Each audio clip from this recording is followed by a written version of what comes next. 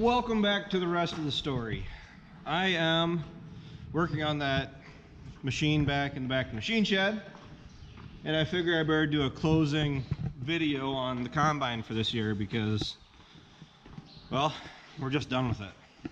But before I get started, I get asked all the time if we're going to change combines or what we would upgrade to. Well, it goes without saying that we're not going to be changing combines anytime soon, but I want everybody else to tell me what they would do, not what they think we should do, but I want everybody to comment, anybody that farms, and heck, even if you don't farm, what's your favorite style combine? But go ahead and comment if you could go out and within reason update combines from whatever you have or what combine you would like to update to. Go ahead and leave it down in the comments. So I'm gonna start this off and say, within reason, I could see updating this from a 9510 up to a 9770. That's my opinion currently. So everybody else, if you want to join in, go ahead and comment down below what you would like to update to yourself. Hopefully we'll hear some gleaners or some cats or whatever else. I mean, there's Lexions, there's not just John Deere and Case out there, so I don't know, hopefully we can hear a few different assortments. Back to the task at hand. The combine did not get a bath this fall. This is the first year, the first year that I have not hit the combine with the pressure washer going into the fall. I did spend, oh man, how many hours did I spend hitting this with the air hose? The air hose works best. It really does. The reason I went with the air hose and not the pressure washer was because it was like 8 degrees out and I was pretty much frozen by the time I got done using the air hose. But I'm pretty sure it was like 3 hours with the air hose, and I got water in the air tank that I just drained out. So my air hose was actually kind of freezing up on me, so we fixed that problem. Now the reason I like to go with the air is because dust, dirt, debris, corn, grain, soybeans, it moves a lot better when you use air. It just does a better job. Water, when you're using the pressure washer, it makes that dust turn to muck, and that muck turns into like a very extreme form of like sticky tack. It sticks to literally everything it comes in contact with except the ground. So you could be going back and forth, and this is a problem I had for a couple years before Everybody say hi to Calvin. He's my trusty dog. He's been within 5 feet of me all day. But back when I was just using the pressure washer and just using water to wash the combine off in the fall, this goes all the way back to like when we had 6620 even, you could literally spend the whole day running from side to side on the combine trying to get the dirt and the husks, the stalks, the residue, the dirt, the mud off of the combine, because you hit it with the air hose, or not the air hose, the pressure washer, and it just explodes. It just splatters everywhere, and then it typically finds places to stick to that it wasn't even stuck to in the first place. So the washing of the combine definitely ranks in the top 5 jobs on the farm that I generally dislike, but it's one of those that has to be done, because if you don't do it, I know some people don't do it, but in our experience, if you don't do a good job cleaning the combine off, getting all the crud off of it and the grain, largely the grain, you're going to have mice and rats living in it by spring. And these things, this one is so much worse than our 6620 as far as the wiring. Nightmare and a half if a mouse, rat, whatever found its way up in there and decided to make a home. I mean, people do tell me about, I've heard horror stories about raccoons climbing up in the radiator fans and people firing them up, not knowing there's a raccoon up there, and then just shredding the fan, the shroud, the radiator, and just doing thousands of dollars worth of damage with literally the first turn of the key for the year when you're going to get your combine out. This is going to be pulled out of the machine shed. Oh yeah, we got enough light. This is going to be pulled out of the machine shed probably late June, early July, after we get past our first crop haying rush of next summer. And, you know, side dressing, because everybody knows I like to cultivate at the bare minimum, and I will be side dressing my corn next year. This needs a bunch of work. It's got a bunch of belts on the far side. It's got a belt that I was biting my tongue on, because it's a belt that is part of the reason, of the few reasons we have, why we have to pull this out next summer, is because the belt is on the far side, and it is the furthest most, closest belt to the frame of the machine, and it looks like it's going to be a bear to get out. And I knew for a fact that if we would have tried to do it, or had to stop and do it in season, it was going to be at least a day job. And I've just heard horror stories about trying to get to those belts, and especially when we haven't cleaned the combine off or anything. Going into next year, all the dirt and everything that likes to fall on top of your head when you're trying to work on it is currently off of it. And really seems how we're going to be taking out all the other belts to get to that one. Definitely going to be looking at going through and replacing pretty much every belt that we take off just to get to it, for that reason. The unloading auger, the vertical unloading auger here is, you guys are gonna get shaked up here. We have to go through and we have to replace the vertical auger up in here, and I know it's probably too dark for you guys to see what I'm talking about. Hey, I got my cell phone on me though, hold on. The lower end, the lower auger flighting up there, yeah, I know it looks kind of crummy, but the lower auger up in there, that is pretty well shot, and that is numero uno as far as the first thing we're going to be focusing on getting fixed next summer before we get into harvest of next year. Definitely the vertical. We have to take off the unloading auger. Where was it? There's a splice up there. We can pull all that out, and the auger up on top here, we gotta pull out too, because we did replace the back end, what was it, 3 years ago now? So a lot of the augers are just getting shook in this thing. The unloading augers, the cross augers in the grain tank, they're getting pretty well shook. They're getting sharp, and it needs to be addressed. So what else? One of the last bigger breakdowns Ryan and I had, actually I think it was the last breakdown that we had in season. It was the last one. And of course, it's when in the last corn that you have for the year, the last ground you have to harvest. And where are you? Oh, we're clear back here. I think you guys can see it. I just gotta see this shiny silver bolt right there. That ended up breaking. That supports all of this. And these brackets here. So what happens is this piece dropped down, the belt came off, the hydraulic pump can't run, and we got really lucky.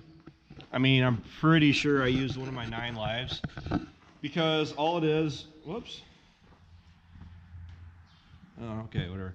All it is just a support shaft, and it bolts into the up against the side of the combine, and then it has the bolt that goes into the end of that. Well, the problem is when the bolt broke off, and it was a grade 10 bolt, 8, 10, might be just a grade 8.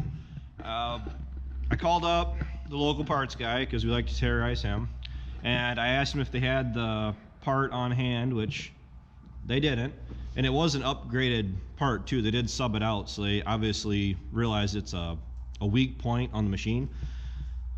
But he said he wouldn't be able to get it for 2 days, and you know, when you're on the tail end of harvest and you just want to get it done at that point, that is unacceptable. So what I ended up doing, that was plan B, by waiting 2 days and getting the new part. I mean, it is what it is.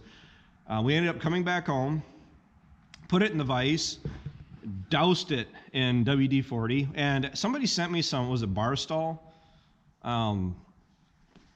Penetrative oil, whatever. It's similar to WD-40, at least I assume it is. And whoever did that, thank you. There was no name or anything attached to it. So when people send me stuff, that same thing with, I got a comic book, a Funny Pages book too, which is kind of got me through harvest. You guys send stuff, do me a favor and at least names or somebody I can thank, because when I just get packages in the mail with stuff in them and no really background on as to why I'm getting this stuff, I don't know who to thank, and I feel like a jerk when I don't at least acknowledge the kindness of my viewers. So what I ended up doing is I got really lucky, put it in the vise. Unfortunately, our torch had no oxygen, so I couldn't even heat it up to get it out.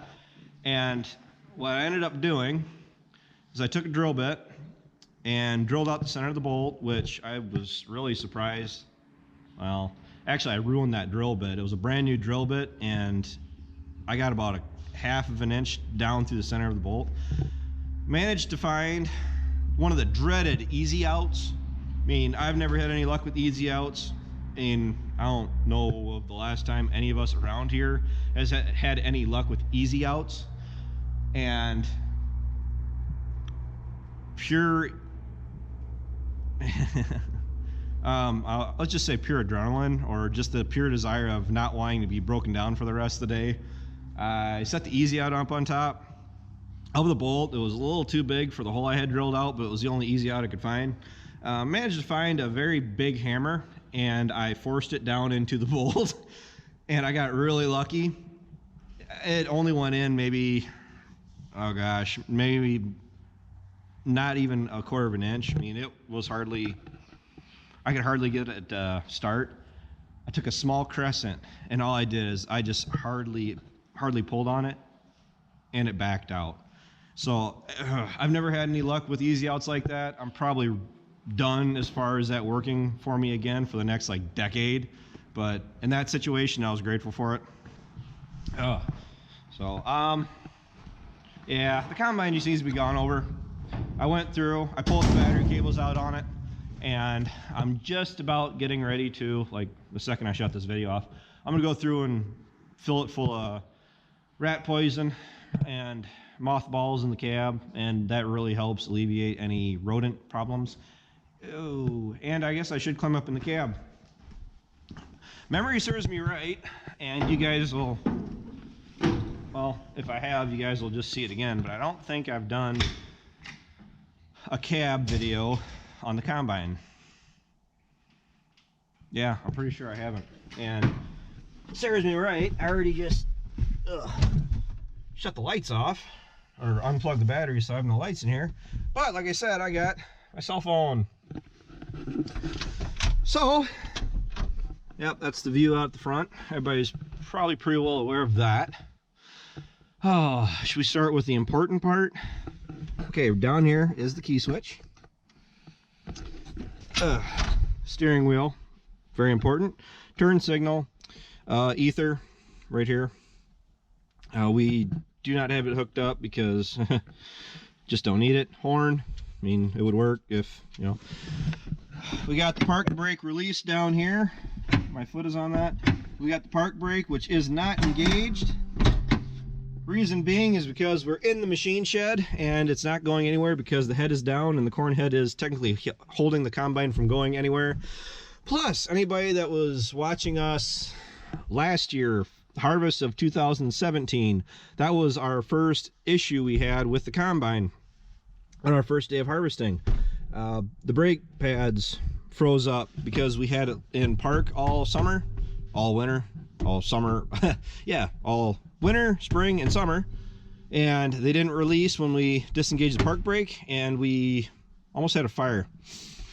Steering wheel, steering column adjuster right there. This is the feeder house reverser. You have to make sure that the feeder house, when you go to do this, because all you do is push it down like that, that the feeder house and the header is shut off, otherwise you're going to destroy some stuff. Same thing when you go to turn it back on, everything has to be completely stopped. Let's see here, going from left to right, well, that would be the brakes. Left, right brake. Don't generally use these very often. I mean, sometimes when we're doing a lot of road travel with it, like if we're going very far, we'll lock the brakes together, and that way you can just, you know, emergency hit the brakes. Generally though, because it's got the hydrostat transmission, when you're going forward, and I apologize for the lack of light, guys, but I'm doing the best with what I got. What we do is, if you're going forward and you need to slow down in a hurry, and you pull it all the way back to neutral, and the machine itself is still moving, what you generally tend to do, I've always done, even in the 6620, is you use the transmission to your advantage, and you just slowly bring it back in the reverse. And I'm not saying grab it and shove it all the way back, because you're going to destroy stuff and then just cause more headaches for yourself. So right here, this big orange bar is your transmission lever. You guys can see it, 1, neutral, 2, and 3. 1 is great for like working around the machine shed when we're moving it in and out of the shed, and when really just maintaining it. Neutral is neutral, it speaks for itself. Second gear is operating gear for us. That's what we usually have it in when we're combining corn, beans, whatever else. And third gear is your go fast gear for road travel. I already covered it. This is your speed handle. It controls your forward and reverse direction and how fast you are going. We got your header raise and lower button. I mean, you push this button and the head will raise up. You push this forward and the head will drop down. This serves 2 functions right here. This lower part of the switch is your back shaft speed, also your header speed.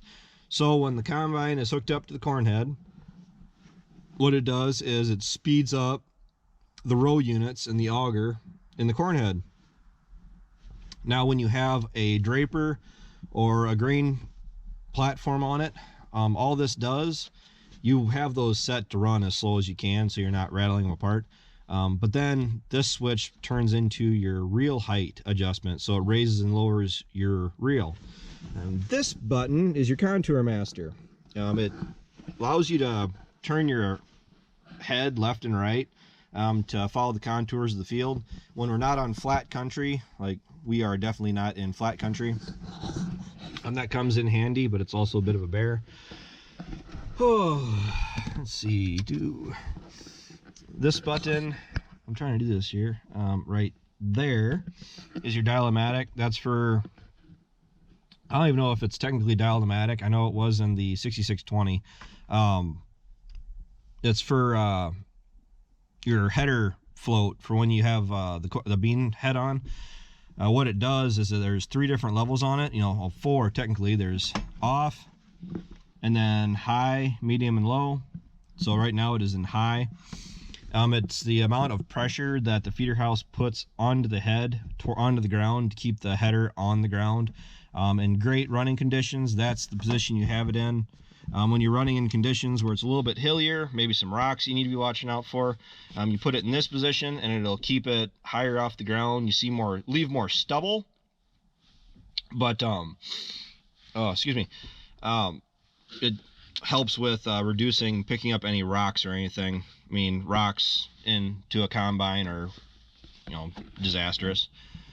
This button, or this switch, I should say, I've never used. I'm going to explain what it is to the best of my knowledge, and from what I understand, anybody that uses it is more than welcome to correct me.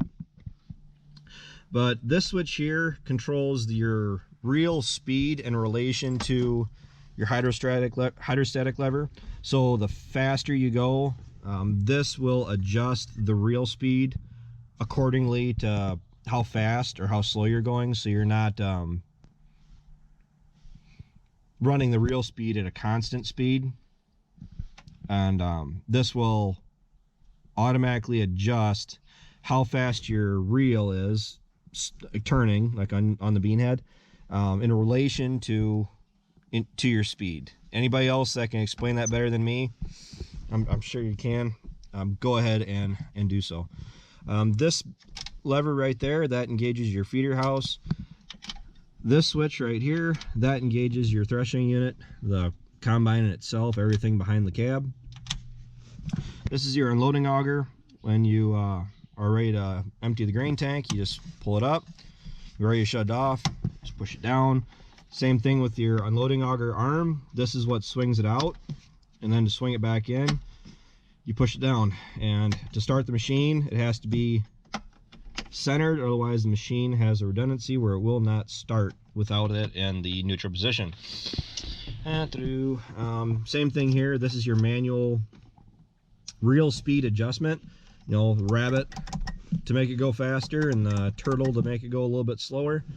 This is the fore and aft button switch that we do not have on our heads, but what this does is it allows you to adjust from the cab how far ahead the reel is to the head or to the cutter bar on the head.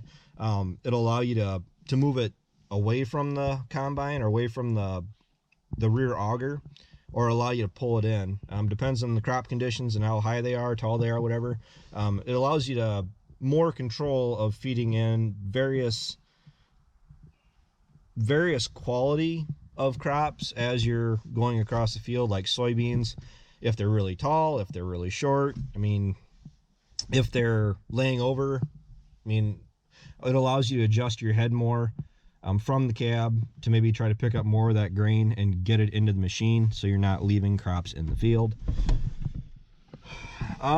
This one has nothing to it. I'm not entirely sure what it does. I just like pushing it. I mean, oh, it's a switch, you know, why the hell?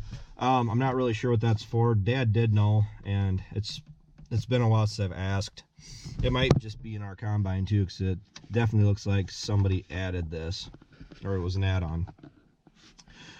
This right here is your cylinder speed. Same thing as before. The rabbit is to increase the cylinder speed. The turtle is to slow it down. And this right here to the right is your concave setting.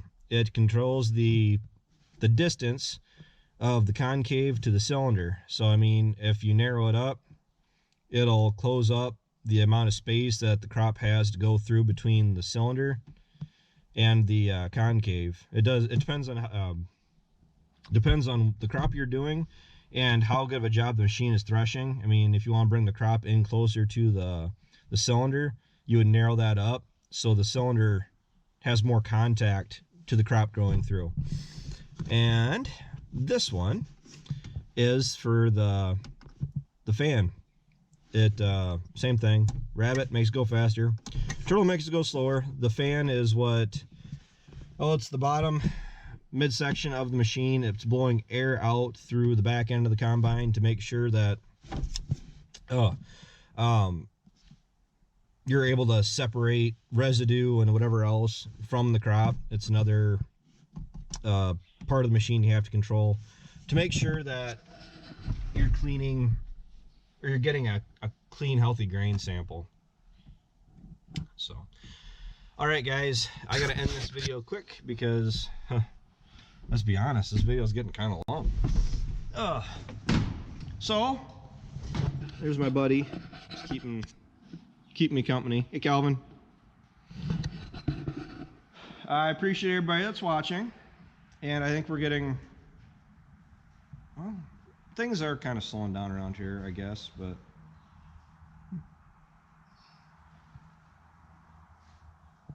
all right, okay, you guys are watching the rest of the story.